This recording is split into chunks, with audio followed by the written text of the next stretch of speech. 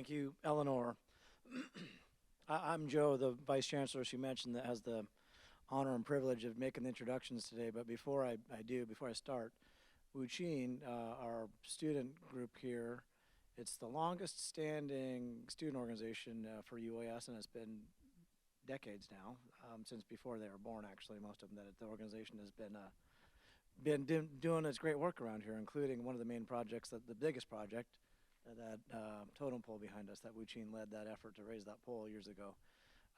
They had some announcements to make, and we always want to make that space and room, and given that it is welcome to Native History Month, it is appropriate, and they are really a key part of why we do what we do, and they don't just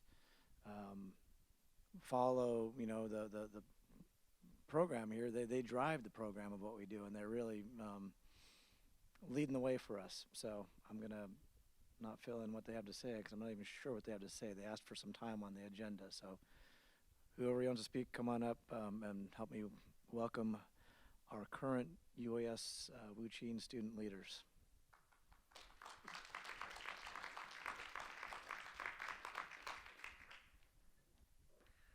Gunafchish hati adi Claire Helgeson achsai Tlingit kainach Irish ka Finnish ayachat Norwegian yadichat city Seattle kechat uawut Gunafchish for attending Evening at Egan. I'm Claire Helgeson. I'm a senior in the Alaska Native Studies program here at UAS, originally from Seattle, but very grateful to be here in Juneau. So this is my second year in Wooch.een, which is a student group that I'm really proud to be a part of, in that I don't claim any part in their awesome legacy, but I'm finding out more and more how Wooch.een has been kind of the eyes and ears of this campus for a long time, and I'm really proud that that Wooch.een is hosting the Evening at Egan lecture series this month. I'm decided to have the talk centered around Native History Month, and I think that's a really special, awesome opportunity. So we wanted to give you guys a reminder of some other events that we have coming up for this month, but before I do that, I'll let Sage introduce himself. Sage yu khat duasak kiksadi hiddach ayachat yechna ayachat kuakwanyadi ayachat. Sorry, that last part was anyway, this is my first year. I'm a freshman here at UAS. I'm a student senator, and this is my first year being a part of Wooch.een. Yeah. All right, so every Friday this month, Wooch.een is hosting Form Line Fridays in the NRSC, which is in the bottom floor of the cafeteria building. So that is from 1 p.m. to 2 p.m. And we're like kind of putting form line on clothing. So bring some sort of like t-shirt or something that you'd want to decorate. And then we'll have 2 other Evening at Egan sessions, minus the Friday that is after Thanksgiving. So those are, as you know, 7 p.m. here. And then on the 17th, we have the traditional games from 12 to 3 p.m. at the UAS Rec Center. Thank you. Enough cheese.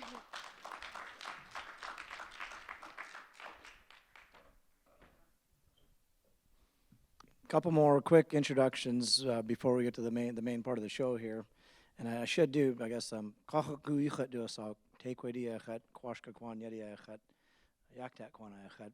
That's my Tlingit name is Kachaku. I'm from Yakutat. I'm a brown bear and child of the Kwashka Kwan, the Humpback Creek people in Yakutat.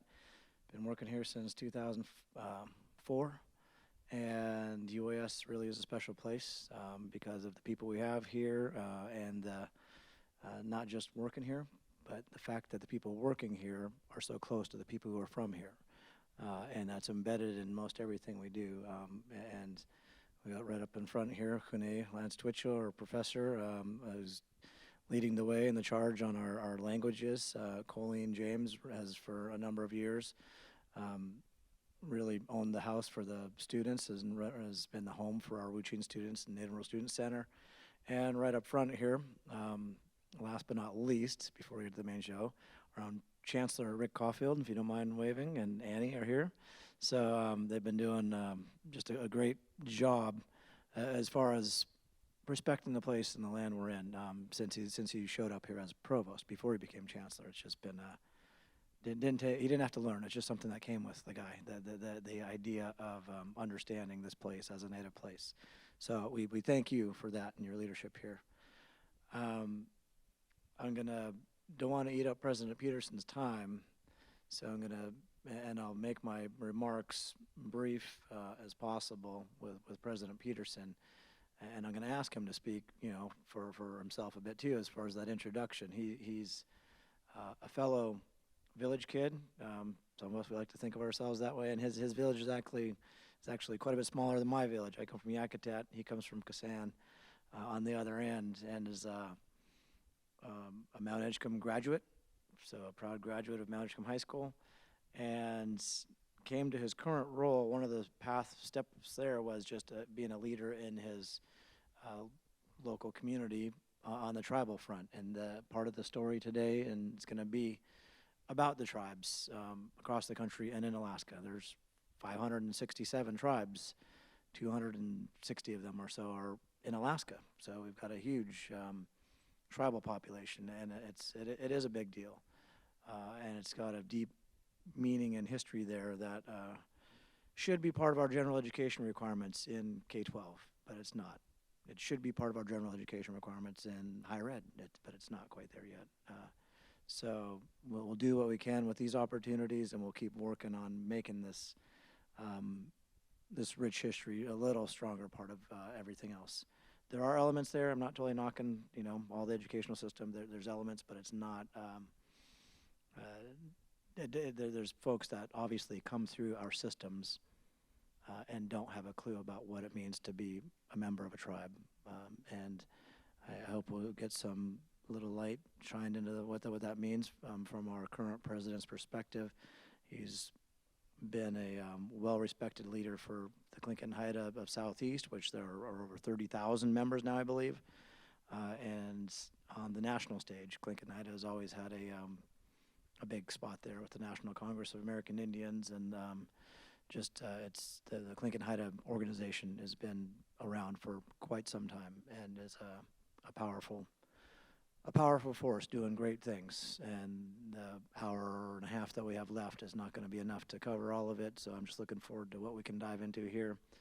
And I'm going to stop and just introduce President Peterson, who we do consider ourselves relatives, and one of my other hats is the corporate hat, so we bump into each other sometimes in the native world because I chair the Sea Alaska board, and that Sea Alaska was just born as a result of Tlingit and Haida and all the other land claim efforts that came before that actually ended up with a settlement that ended up with the corporation. So that said, we're all parts of all these organizations and work closely together. So please help me welcome President Peterson.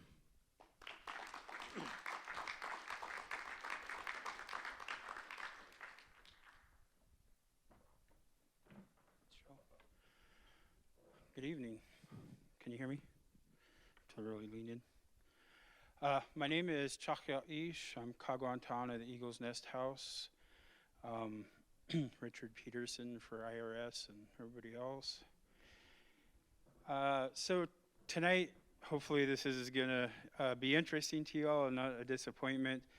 I was asked to talk about tribal governance, and so I want to give an overview of the tribe and then just kind of organically go from there. Before I do want to thank Joe. Joe is very modest. His leadership at Sea Alaska, I think, has been transformative. And I think our tribes and our corporations are coming together more and more every day to work not just to provide checks for our shareholders or things like that, but really we're trying to build stronger communities for our people. And one of the messages you're going to hear a lot from me, healthy tribes make healthy communities. And so Joe's impact there is pretty global in our region. So going to cheese to my good friend Joe. Hune, Lance Twitchell. I could stand up here and tell stories, but the problem is he knows other stories, so I won't do that. Lance and I have been friends for about 18 years, longer. We've been roommates. We've traveled cross country together. Stories I won't share here, mostly for my benefit, but I just, Lance and the work that he's done in the revitalization of our languages, and Lance will be the first to tell you he's not the only one doing it, but he's certainly a beacon in those efforts, and he's going to be defending his dissertation soon and get his doctorate, and I just told him, I said, I have to be there.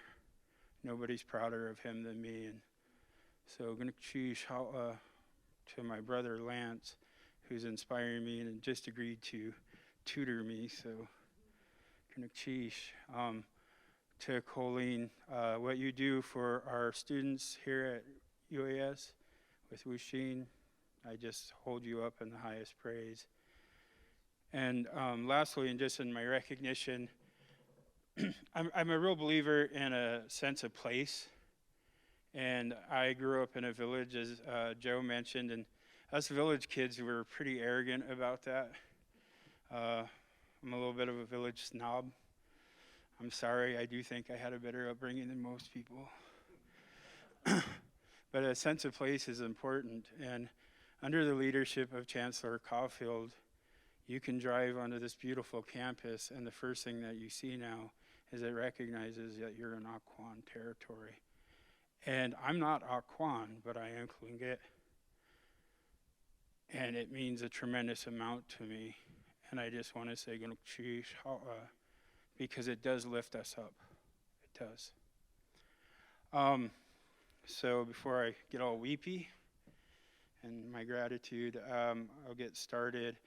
And I just tend to go places, so bear with me.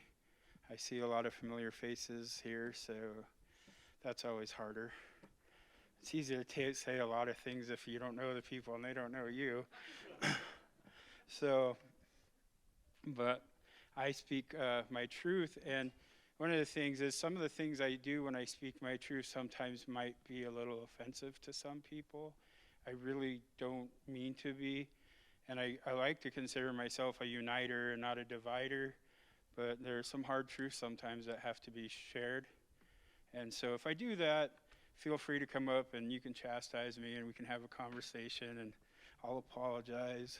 I'll even probably mean it, but maybe. I wanted to give an overview. So we're talking about tribal governance, and one of the things I find is most people don't even know really what Tlingit and Haida is, or who we are and what we do. And so we're made up, and we were born out of a lawsuit. Joe alluded to that a little bit. So we're a nation, and we talk about 10,000 years of history, but as a federally recognized tribe, you know, we're just over 80 years old. And we were born out of a lawsuit where, through the Alaska Native Brotherhood and Sisterhood, our people really said, look, our resources are being taken from us without our consent. We haven't been conquered, and we're not going to take it anymore. And so they did, and we won.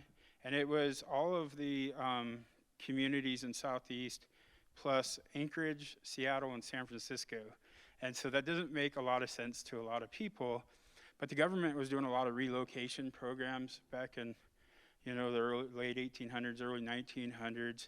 And so a lot of our population ended up in the lower 48 in these kind of epicenters. And so when this lawsuit happened, it was representative of all of our Tlingit and Haida people wherever we were in the United States, because we have these wonderful invisible lines that divide our people. If you're Tlingit, they divide you from the interior. If you're Haida, they try to divide us from Haida Gwaii, and that's pretty frustrating. But anyhow, so every year, every 2 years, every community elects delegates. It's based on tribal population in those areas. So Juneau is the biggest. We are just over 31,000 tribal citizens worldwide, and there's over 7,000 right here in Juneau. And so all these communities elect delegates, and we come together, and we adopt resolutions, we do elections of officers, and basically kind of decide any changes to our governance. And every 2 years, the delegates come together who are freshly elected and then elect our executive council, which when tribal assembly is not in order, this body is the tribal assembly because it's the authority of the tribal assembly that we're able to do business as a tribe. And so these are our vice presidents, and they're geographically dispersed. Myself as president, Wooch.een Armour from Kloak is our first vice. Jacqueline Peda is actually Juneau, but she's leads NCAI, National Congress of American Indians, and so she lives in Fairfax, Virginia. But because of the way our rules are, if you're outside of a community by 100 miles, you can designate, and she's always maintained her residency here. So anyhow, so that's why people are wondering why we have a executive council member in Washington, D.C. Will Micklin is a San Francisco, Rob Sanderson, Ketchikan, Ralph Wolf, Yakutat, Catherine Edwards is from Seattle, and then every year we have a new emerging leader position, and that's a youth position, and that's this year it's Stephanie Masterman. So myself and the executive council have 2-year terms, and then our emerging youth is 1-year terms. I just recently was reelected for my 3rd term, and people ask a lot, like, wow, every 2 years, that's a lot, and for continuity's sake, you'd probably wish for longer terms, but my personal belief is that I should be held accountable, and I kind of consider it my report card. And if I'm doing a good job and get good grades, I'm reelected. If I'm not, well, sent to detention, I don't know. But I'm very honored. So I'm the youngest president in our history, the 2nd youngest, and finally the 3rd youngest, and then I'll catch up to President Thomas and no longer be the youngest. So, yeah. I regretfully, we left off our President Emeritus, Edward Thomas. He was my predecessor, and he had been president for 27 years, so kind of a little bit of longevity. And he had to run every 2 years, so I don't think it's that bad of a thing. This is just a little bit of who we are as far as by age. This represents 31,000 people. And I think it's interesting, under 18 is 15%. That's a pretty large demographic, really. And so, I think we got a lot of youth coming up, and I think what we do today is for them. And so hopefully we do right by them, because they will tell us we're not. And just a personal note, I hope it's our youth that are going to tell our national they're not doing a very good job and replace them. Sorry. Not sorry. Tlingit and Haida has always been kind of ahead of the game as far as tribes, even in the United States. Back in the late 80s, President Thomas led the effort for self-governance. And what that meant is we directly got money and services from BIA and said thank you. And I think we got tired of saying thank you for a really bad service. And so they lobbied and proved that we could do it better ourselves. And if people, long-time Juneau people will remember, there was a huge BIA presence here, and now it's almost non-existent.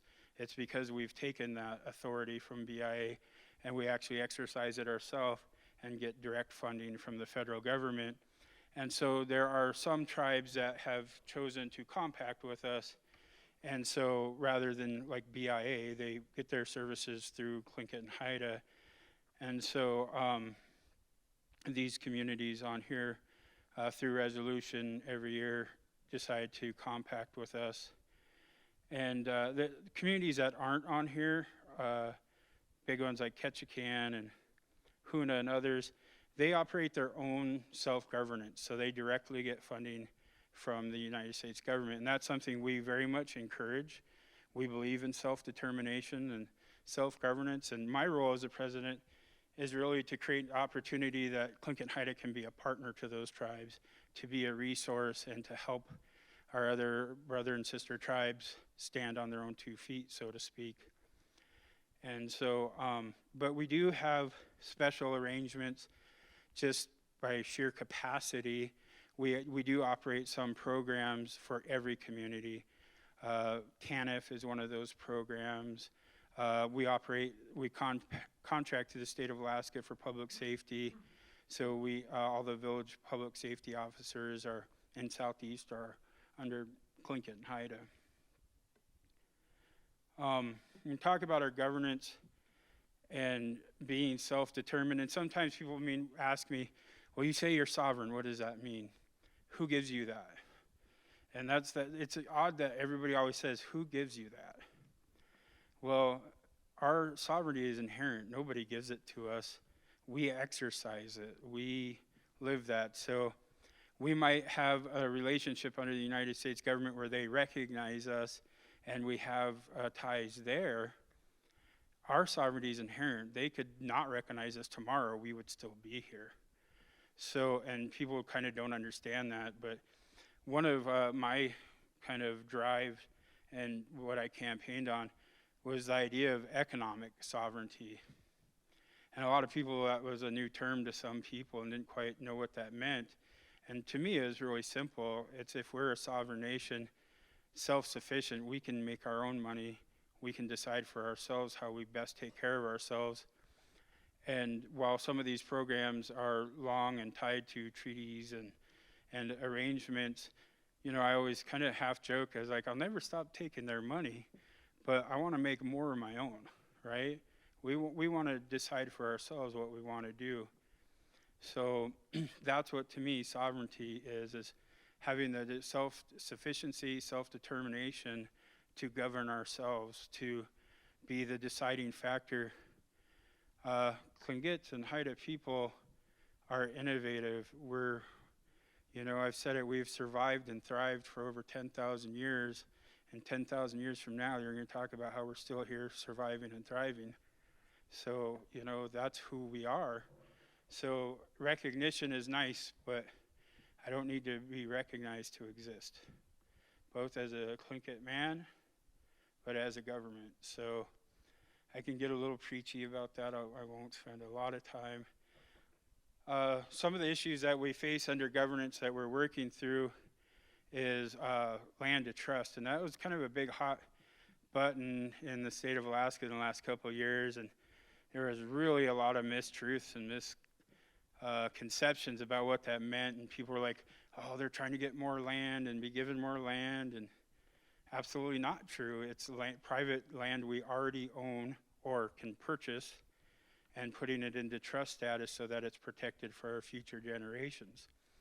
There are positives and negatives to trust. And one of the negatives is you give up a little bit of your self-determination in some ways, because you kind of have to say that we're going to agree with the federal government and how it's going to be used. We have to tell them how we're going to use it. And some might say we have to ask how we're going to use it. I disagree with that assessment. But there are conveyances that go with that. We've applied for land of trust on this map. What you're looking at is on the right side of the red line. That block of land is where the Andrew Hope building is today. And then on the left side, that's mostly our parking lot and a few other small parcels. And so we've applied for trust status on that. Unfortunately, under this current administration, they have decided that as a blanket decision, they're going to question every decision of the former administration. And so now they're re-questioning whether we can put land of trust. The unfortunate thing, I think, for them is land of trust, basically the assistant secretary decided they were done being sued by us, by Alaskans, because we wanted parity with lower 48 tribes and said it is our right to put land into trust. And so the assistant secretary said, look, I'm just going to make a decision. This was wrong, and we're going to waive it, because they were on the losing end of these lawsuits. So if the federal government decides to rescind that decision, it'll just put us back into the lawsuit mode, which I think is unfortunate for us and them, because we stand on law, so we're going to win. And that's what the former administration recognized, is they were tired of putting efforts into a losing battle.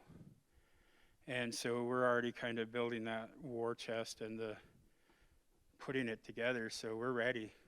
And I'm not afraid of a battle, so I figure lawsuits are sometimes the best way to prove we're right.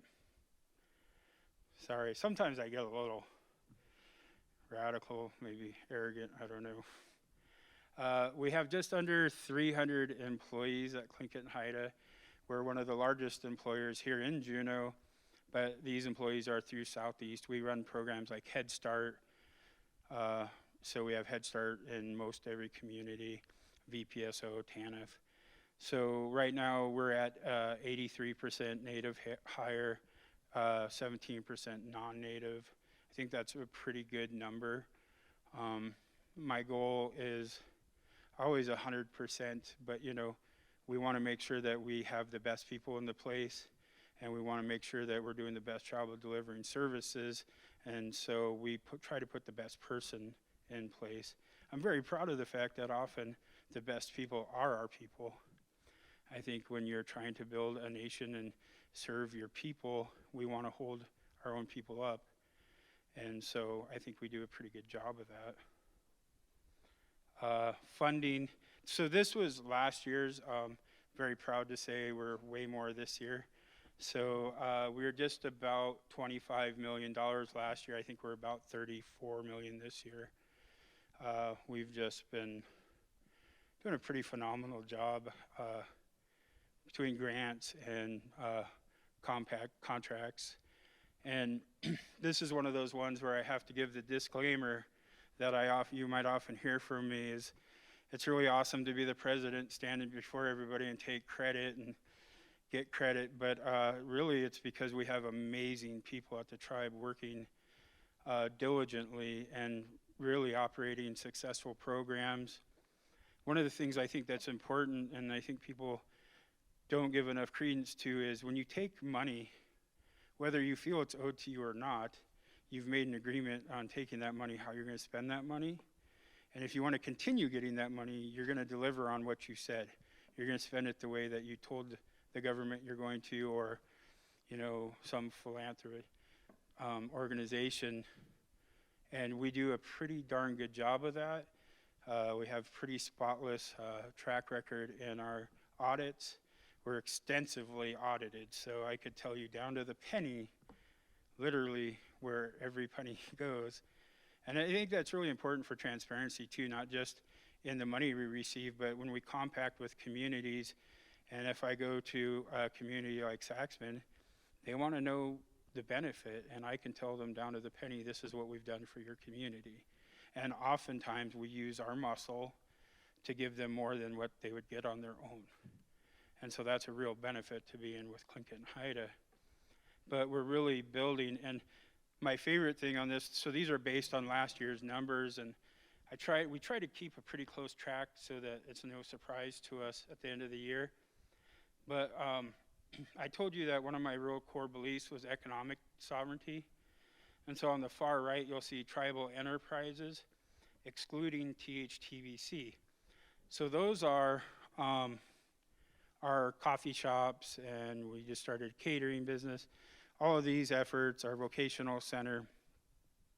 Last year were pretty meager, and this year, when we report to our tribal assembly in April, we have some real success stories. And I can tell you, even like we just started a catering business, and our goal was if we could, the first few months, even just break even, we'd be really happy.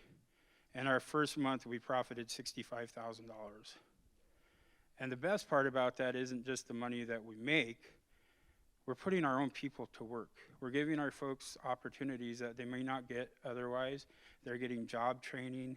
And really, they can, after these opportunities, they could be valuable to anybody in the community, to any business.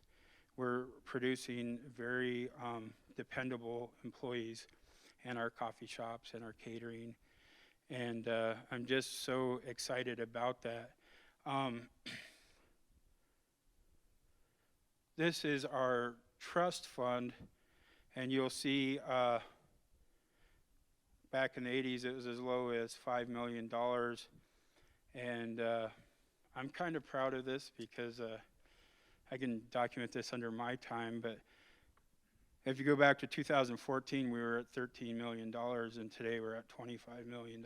So I think we've been doing a pretty great job. We've put in some real kind of safety measures that are kind of standards that we didn't have before. We have thresholds, and we have a very robust investment committee that makes sure that everything we do has been vetted, whereas before arbitrarily decisions would be made and we say, oh, we're going to put $13 million here. I'm making that number up, but with really without any standards and practice to it, we could risk it all at any given time. And my belief is that this trust fund is not ours. We're borrowing it from our future generations. And so we have an obligation to make sure they have a lot more than we had. So I think we're on a good track to get there. Just kind of this is our core values. We want to make sure that we put our clients first, that we embrace change, because we have to change with everything. Change is really hard for people, though. So sometimes I think I'm a really popular president, and some days I'm not. So change is hard, but I try not to force change on people, but make sure that it's something that everybody sees as a benefit. We want to show respect to all people, and this kind of embodies me a little bit, have fun. And we talk about our tribal values. Humor is a tribal value for our people, and so I like that one. Some of our social services. You know, I'm not a father, but I am an uncle. And every day when I come to work, this is why I do what I do. Anybody who knows me knows I'm a very proud uncle. I love my babies. And that's why we do what we do. We want a better future for them. We want them to have pride and self-respect. We want them to have every opportunity to be the best versions of themselves. And it starts with the little ones. If we want healthy and productive tribal citizens, we have to start with our youth. So we do the social services, educational, Head Start. Something I'm really excited about, Wooch.een was a delegate for some time, and we conspired together, but I kind of went under the radar because I was running for president. But we asked for a big ask, and that was that the tribe get into language. And it surprisingly hasn't been easy. I thought it was going to be really easy. I'm going to wave a wand and we're doing it, and it hasn't been that way. But we are making great strides, and I'm very excited about that. We've got funding right now. We're going to open the doors here in a few months to our very first Tlingit Immersion daycare. We're going to start, cradle to grave with language. And so, here in Juneau, the population's mostly Tlingit, so it's going to look a little bit disproportionate in the beginning, but we have very strong goals to everything we do for one, we do for the other. And so I'm proud to say that we're making strides in that, and we're holding up not just Tlingit, but also Hodkill. And then also, we want to say the same for Shamalgate. And even though it's Tlingit and Haida and not Tlingit Haida Tsimshian, many of us are Tsimshian, part Tsimshian. They are our family, they are our neighbors, and we really think that if we're going to rise together, we got to be together in the same canoe. So we're putting a lot of efforts there. Thank you. We're doing some other things, and we're trying to support other communities and their language efforts, and we're collaborating and building a network, I think, especially with the Immersion preschool daycare model. I'm from Prince of Wales, one of two Haida villages, Kasan and Heidelberg, and so my heart really lends to the Haida side, and that's not really a secret to people. Sorry. So I'm absolutely thrilled to say in Heidelberg now they have their immersion school going, and we're working with them, and we've actually been helping some of their folks who are working on getting their degrees and in language, and so we're working with other communities like Huna and Yakutat as well. We are starting to build a network that also includes Metlakatla, and again, and then we have, again, just like people who just do things. Alfie Price, if any of you know him, is absolutely one of my most favorite human beings. That's a man who, his heart is far bigger than his physical body. And one of the things I said I would do is, we might not have money for everything, but we have space. And as long as there was a staff member who would volunteer for language classes or dance group classes, whatever, we'd make it available. And Alfie stepped up across the board and was volunteering so that there could be Hadkil classes and Shamalgit classes. And you know, you'll see in the community, I think a seed was started there, and now many of them are kind of just doing way more than what they started and doing it on their own. And you know, we applaud that and just want to be a resource to help that when we can. And so every year also at our tribal assembly, we do fundraising banquet.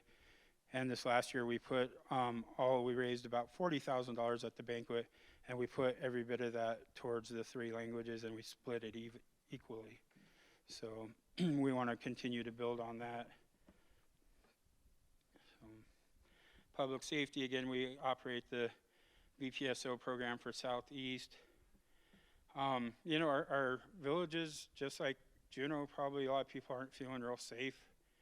We're really trying to work to build the VPSO program to be more robust, have a little more authority. And if that's something you care about, talk to our legislators, because they cut funding drastically, and they always start with the VPSO program. So you hear cuts to law enforcement, well, just times that times 100, and that's what they're cutting to us. And then you go to a community where people are murdered, and there was a young girl murdered in the village of Cake last year, and it took over 18 hours for any law enforcement to show up. Yet, a week prior, a moose was taken out of season, and in 2 hours, 3 law enforcement were there. And I brought the commissioner to Cake, and the takeaway from that community was the state of Alaska values moose more than they do Tlingits.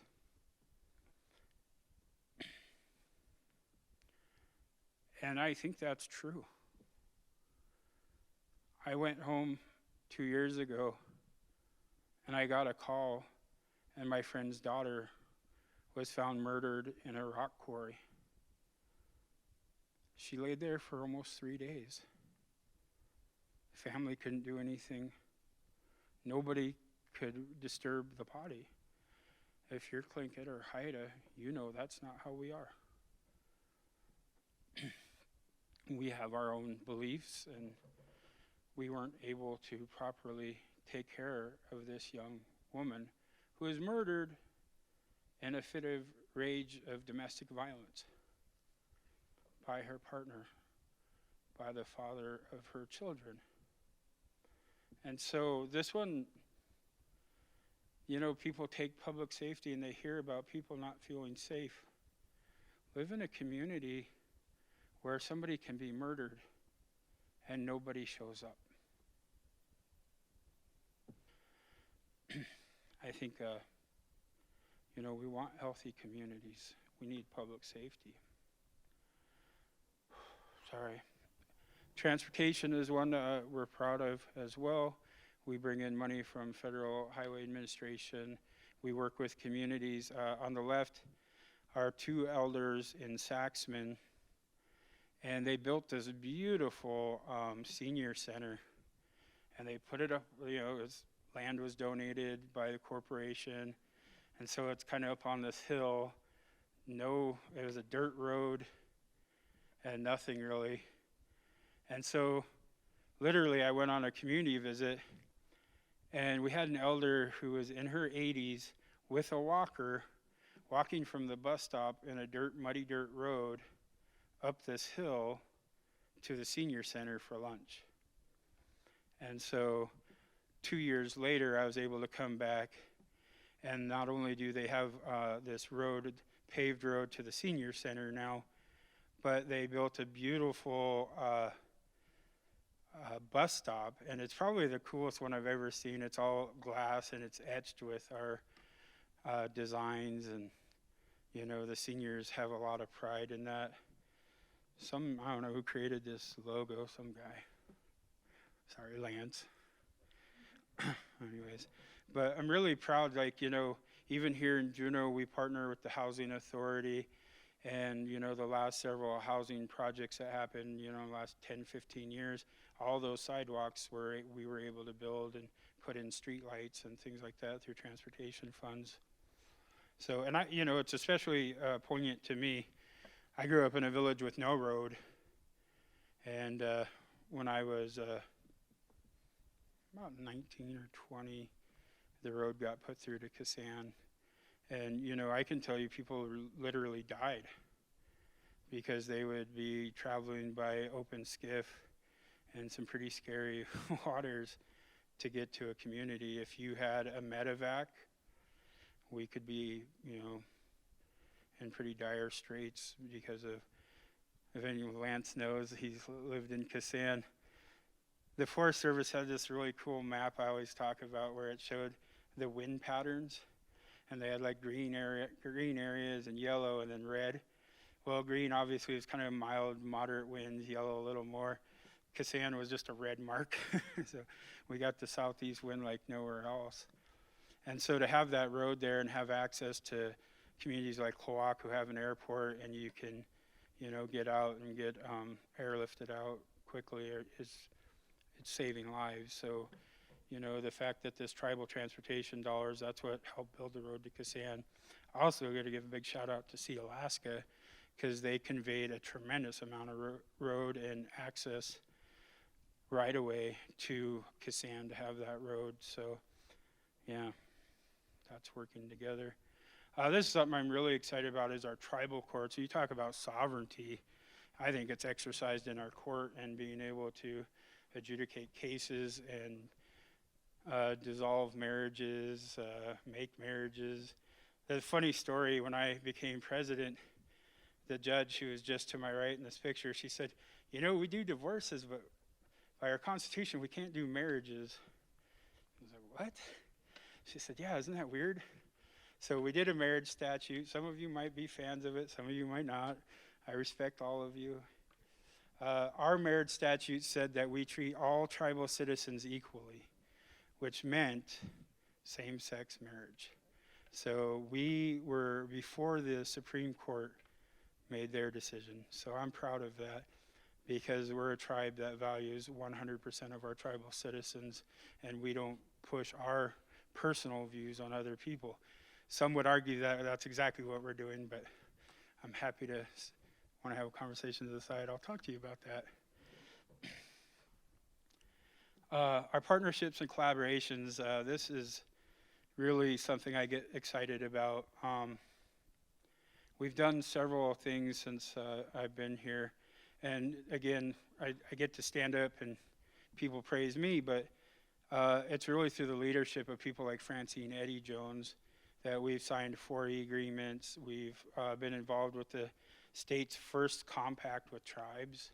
I think that's pretty epic. And that was really through our Tribal Family Youth Services department.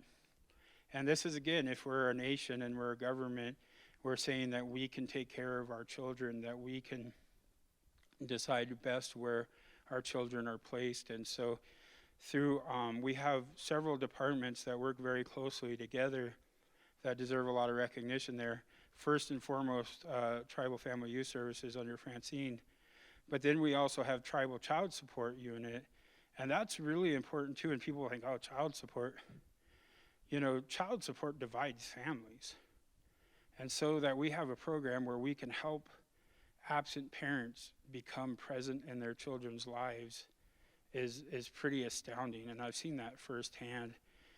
And then, of course, our tribal courts, which helps decide these cases and works to really, you know, it's unfortunate sometimes what happens, and, you know, their marriages fall apart or there's disputes, that we can do our best to put the child first and worry about their future. And I'm really, really just in awe of those people that lead these programs, and they just really elevate our tribe and what we do. One of our best collaborators is Alaska. We're working with them on several things right now. A big deal is we've got funding through Alaska's efforts. They lobbied for money, but because it couldn't go to anybody but a tribe, we partnered together, and I think we're following through on what they desired to do with these identifying and documented sacred sites. And so we're using 100% of that funding exactly how Alaska had lobbied for it, and it's just been a great collaboration. And we have folks working throughout the region, you know, and they're traveling in pretty remote places by boat and helicopter and documenting some pretty important sites. Some of the other things we do is we co-host a lot of events here in the community. I think a lot of people, and it's kind of funny, they're called Native Issues Forums because we're Native, but I think we bring in almost the whole community of Juneau. So, and I love that. It's, you know, we want to be good neighbors, and it helps us prove healthy tribes and make healthy communities. But we have a lot of really fantastic forums. We bring in a lot of lawmakers. We try to address topics that matter. You know, Senate Bill 91 was a hot button. You know, we had those people that were making decisions there presenting to the community and talking and taking some heat, and, you know. And so, and then also we work what we have with the Alaska Regional Coalition, and we work with several other tribal nonprofits that collectively we represent about 102 tribes in Alaska, and we kind of lobby and try to shape legislation in a united front. So we are far more effective than I think we ever have been as Alaska Natives, trying to shape legislation and have an impact. And one of the things I say a lot is, if you want to make a difference, you have to be present. And so we had a long history of not even going up to the hill. We were completely absent. We're the biggest tribe in Alaska. We're in the capital city, and we wouldn't go up and engage with our legislators. And I think we paid the price for that for a long time. And so now that we're doing that, I think we're seeing positive change. And, you know, let's face it, we have some legislators from the Rail Belt who don't favor rural Alaska, but I think we're starting to make impacts and inroads there. And I don't know, my friend Rob has worked up there. I don't know if he would agree with that statement, but I think our presence is an impact there. So this is, earlier I had referred to kind of our economic enterprises, not including THTBC. So my background is, for my village, I worked in economic development, and we were one of the, you've probably heard the term 8A a lot, and most people think of our native corporations when we do that. And it's 8A is all it is a law that provides for, we can get small business set-asides, and not everything has to go to the Lockheed Martins and Boeings, but it can actually go to small business. And so folks like Alaska have been doing it for a long time, Gold Belt, many of our corporations quite effectively, but many tribes weren't. And so my background was Kasan and Craig tribes partnered together and formed one of the, I think we were like the third tribal 8A in the state of Alaska back in 2001. now there's hundreds. But in my community, what it meant is we were doing government contracting, and about, like, every year we, in profit distribution to the tribal owners, give about 1.5 million to split between the two tribes, which is unencumbered money. We could do whatever we want with. It's got no covenances. And if you drive to Kasan, which is one of the smallest communities in Southeast, as Joe pointed out, you would see a pretty robust little community with a lot going on, and that's because we made our own money. And so that's what I brought to being president here. And now THTVC, we're doing over $200 million in business right now. We're way ahead of our projections, and in the next couple of years, we're going to start seeing some pretty big paydays to our tribe. And when we do that, like language, one of those things we struggle, and we really struggle with equity to all three languages. That'll be no more. We'll just put that money towards those things. So I'm pretty ecstatic about that. We have the Vocational Training Resource Center, our coffee shops, Immersion Park that I'll talk a little bit about that we're in planning stages, our catering business, and then our new auto detailing shop, which is really great. So THTVC, we kind of created an umbrella corporation, and we start new corporations to go after different government contracting. We got a lot of notoriety recently because one of those was Guantanamo Bay, but we were at the servicing the naval port, not the detention center. I'll be real clear about that because I had a lot of citizens reach out, what kind of values do you have if you're supporting Guantanamo? And it's like, well, those are kind of two separate things. They really are. And so we provide the ferry service and logistics for Guantanamo. And so, but one of the cool ones is we just got Kodiak. And so we're providing those same kind of services to the Coast Guard base in Kodiak. And so that one, you know, has a lot better ring to it for some people. But it's really exciting, and we're really starting to dominate this area, and I'm really excited about that. This is some pictures of Fort Carson, which is one of the largest bases in the country. And we do all of their maintenance and groundskeeping, and pretty awesome. You go there, these big signs that say Tlingit Haida services there. And so we do everything. If a window gets broke, we replace it. They had the biggest hailstorm this past summer in history. And so one of the best parts about our contract is it's kind of both a fixed price, so we agree we're going to do all this work for this amount. But if anything outside of that happens, they have to pay us to do anything beyond it. And I think Creator's on our side some days. They had this huge hailstorm. It caused like $20 million in damage. I shouldn't laugh about this, but we completely profited on it because we had to do all the repairs. And so, sorry. But I found it ironic because, so then all this happened. 6 weeks later, the second biggest hailstorm in history happened, and it was literally the same thing over. In fact, we actually made a little more money on this one. So our numbers look awesome this year. So I don't think I'm supposed to pray for natural disasters. I don't know, but sometimes you're in the right place at the right time. Many of you have probably been to the Elizabeth Prattovich Hall. It was kind of funny. I was looking at old pictures today for a project, and it was actually Lance and I were very young delegates there. Mary was there, and it was the EP hall was just an old bingo hall and looked pretty Ishan, really. And so we've done a tremendous amount to really upgrade this hall. We're very proud of it, and I'm really proud in the last 2 months we put in the most sophisticated AV system in town. So yeah, it's pretty awesome. We have projectors that you could have full daylight in there and you would see it just fine. It's pretty cool, and it's laser, so you don't have to warm them up.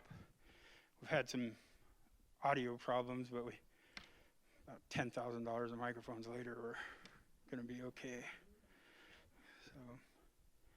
our VTRC. I'm excited about the Vocational Center because we're working to turn this into a tribal college.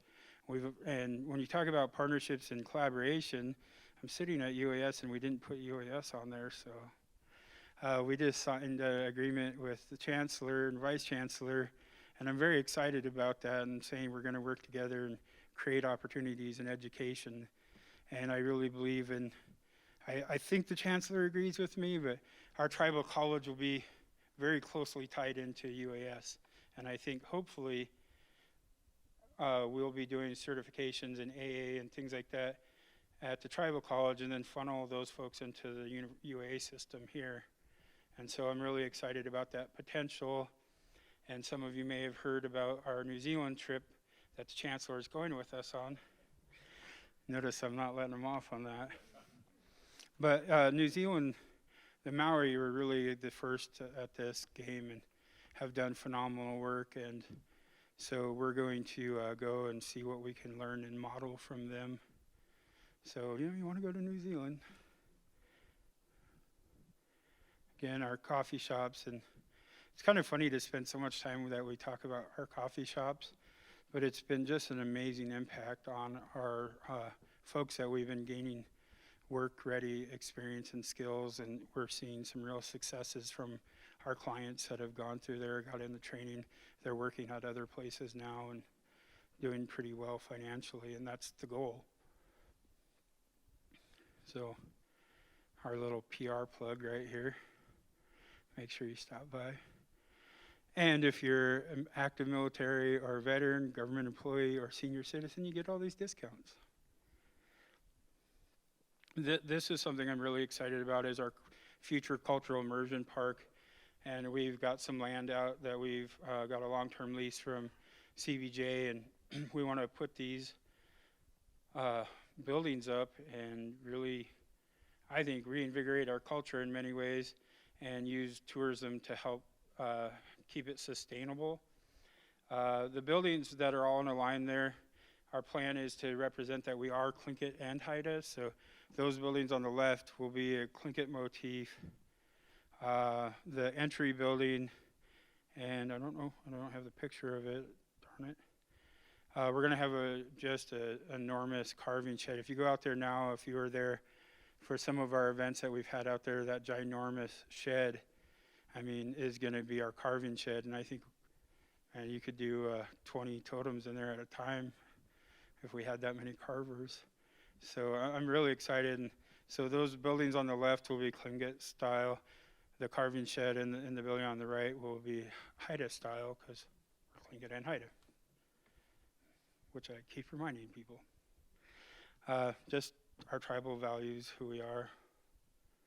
And this, I always love this because it was actually one of our programs back about 15, 20 years ago, brought a lot of elders that were there then. And a lot of this was based on work of Dr. Sobolov, but then these elders all kind of came together and said, these are our values of who we are. And so we practice those today. Again, healthy tribes make healthy communities.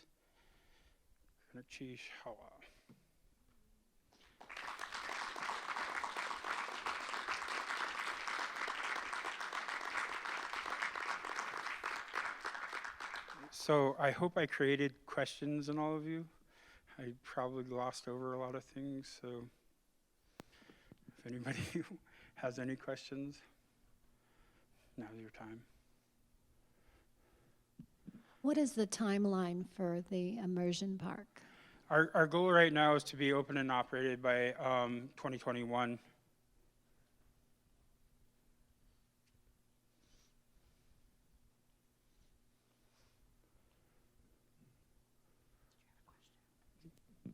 Perhaps just to follow up on that, what all will be taking place there? Um, Kinds of activities. So we're going to do we're going to have the 3 buildings that were all in a line. There will be a salmon bake there. We want to be able to also be the destination for weddings and big events, things like that. Then there's going to be like a stage so that we can have performances, dance groups, storytelling. The other is we're going to have a pretty cool repository museum area for, we repatriate a lot of items, and sometimes we repatriate atu'u that clans either, for whatever reason, if they have a dispute amongst themselves or if they just don't want to be responsible to hold it, we hold these items. And so they have to be put in a place that's environmentally controlled and all that. And then there'll be a gift shop. And then we're going to have the giant carving shed. Our goal is to have culture camps, other events. One of the things I said, sorry, I hurt my eye, is that our culture is not a costume. So we're going to be doing there's going to be tourism, but the tourists are there for us. They can observe, they can, have their experience. But I'm not afraid to shut the doors down and say we're going to have, an immersion week or 2 weeks, or we're going to have culture camps or whatever. We are making this a space that's going to be for us to go and to be us. And I think that's something that's a little harder to find when you're not in the village. So I'm going to bring the village to Juneau.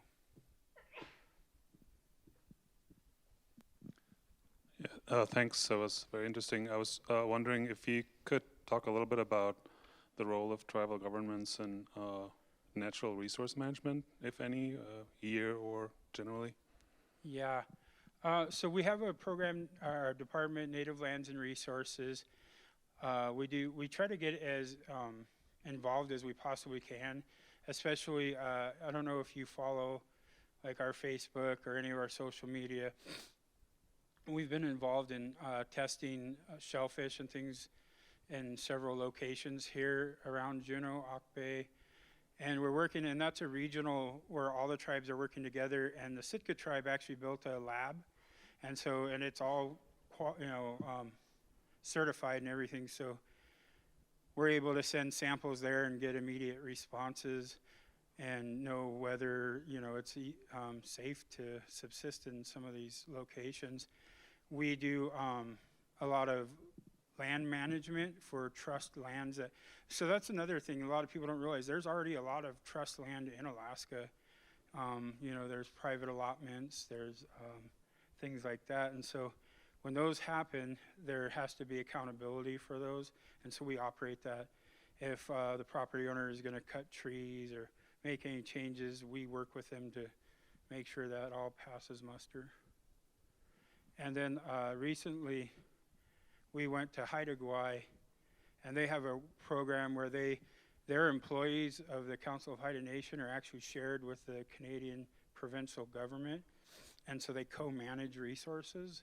So if you go to a park on Haida, you go to one of the picnic grounds or the campsites, it's co-managed with the tribe. And so we've been working as a region to bring that opportunity here. Forest Service has been working with us. My friend Carla is in the audience, and she's a tribal liaison here in the Tongass, so she knows what we're talking about. And we've, through the Forest Service, we're starting to build that capacity. So, and then the other is we want to manage our own resources. I used to, if you know me, I'm a little bit of a radical in some ways. I'd never buy a hunting license to save my life, and probably never will, but I had an argument with the Fish and Game and Forest Service over it one day. I said, well, when you let me issue them, I'll get one, and you gotta be careful what you say. We were issuing, I think you were there. Lance worked with us then. So I got my first legal license in my life. So that hurt. Hurt my pride. But it was, government. we were being self-governed. So.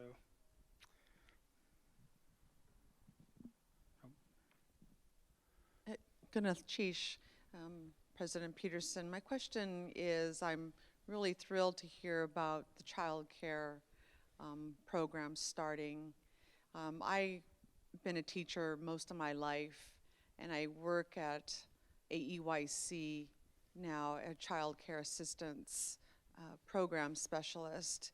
And child care in our community is next to none. And I look forward to seeing the expansion of this childcare, and I hope that we could have collaboration between each other to, I know that our tribe has assistance for families to get assistance for childcare, but that we would have that cooperation, collaboration together in making sure that our families do have that opportunity to not only making sure that their child is receiving a good quality education while they're in childcare, but the parents also benefit from that so that they have that opportunity to go to work as well. So I just extend my hand out to our tribe in hopes that we can have a communication together and build a relationship so that this can create a ripple effect in our community. Maybe from our employees may need a child care. I mean, this could be a model that we could create together in our community to begin something that's so well needed in our community. Goodness, Chish. Thank you, Mary. I'm glad you brought that up. So we're obviously doing the immersion daycare, and really that was the answer to language concerns and not really child care issues. A lot of the studies said that we needed to start from the pretty much cradle. However, being an employer in Juneau, I know one of the biggest problems we have is child care. If you listen to the radio, if you tune into anybody, child care. So one of the things that we're looking at right now, and it's really difficult to get certified, and it's really more about the space than anything. But I think we've identified a space, and I'm not going to disclose that now because I don't want to risk losing that space. But we're looking at a space and actually opening up a daycare that would just be for the community. We joke right now, and the office of the president, we're changing water companies because there's something in the water. All my staff are having babies. So I got to get this problem solved quick. So, you know, yeah. Hune?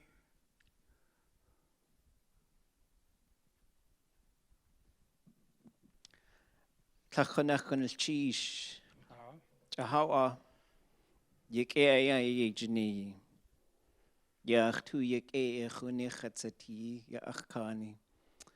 I really admire you and the work that you do, and I'm very happy to be your friend. I'm guessing the problem is not the babies. The problem is that we want to have the immersion daycare, the language nest to put them in. And so I think we've had a lot of successes to sort of find the path to having a language nest and maybe even a medium school in Tlingit. And we see one for Hatkil, and we see possibilities going inland a little bit for Smalgich. So I guess my question is, because one of my areas where I feel like I didn't succeed was I couldn't get it constructed in time for my children. And so I want them to be educated in Tlingit and in English. I don't want to have to choose an English majority school.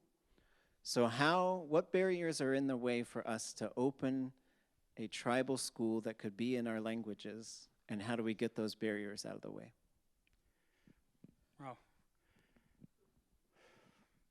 That's a tough one, because as I mentioned in my presentation, I thought Lance and I's efforts just to say, hey, we're going to be in language, everything would change overnight. And I was the president, so I really thought I could do that. And honestly, one of the things that disappointed me most is the resistance was internal.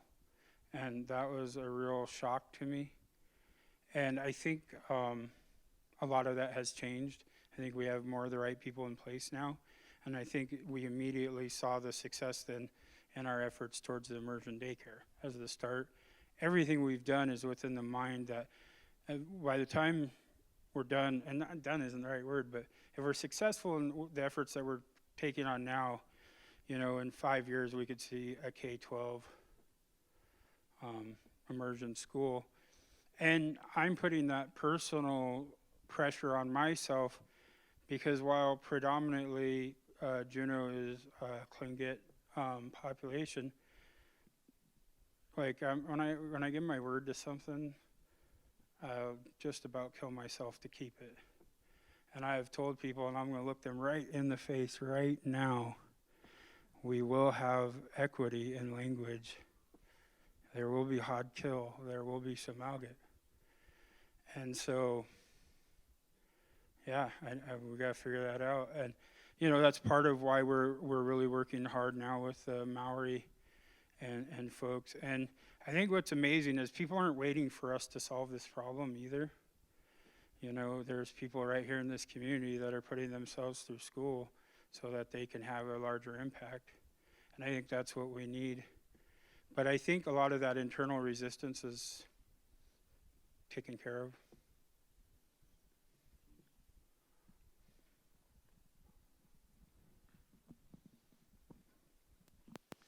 Well, first of all, President Peterson, I just want to thank you very much for taking the time tonight to make this presentation as part of our Evening at Egan lecture series. I learned a lot about Central Council just through your presentation, and I want to express appreciation for your openness to the memorandum of agreement that we've signed between the university and the tribe, and I look forward to continuing to work on very tangible steps that we can take to fulfill, you know, what you've given voice to and we share here at the University of Alaska Southeast.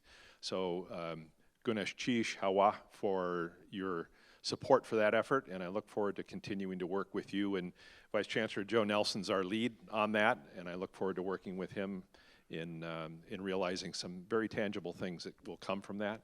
And I really am looking forward to that trip to Aotearoa, New Zealand. Thank you very much. Hawa, Gunesh. I think right now is the perfect storm of just the stars aligning to have a vice chancellor. Joe's not here as the vice chancellor because he's Tlingit, that he's indigenous. He's here because he's the right man for the job, who happens to be Tlingit. And I think that makes a huge difference. You know, and I'm sure, I know you're humble, but your being here, and I even dare say me being here, I think we have the right mix right now that we all want the same thing. And, you know, desire and intent are everything, but we got to put action to those words. And so, while for those that know me, I don't mince words a lot. I give gratitude where it's due, but I also am not afraid to say when I don't see action, and even if that's internally. And sometimes people have to part ways if they're not a part of the solution. So I can be kind of tough that way, and I'm very excited about this collaboration because I don't think I have to be tough when you have willing partners. So I don't know if is that the chime saying I was done.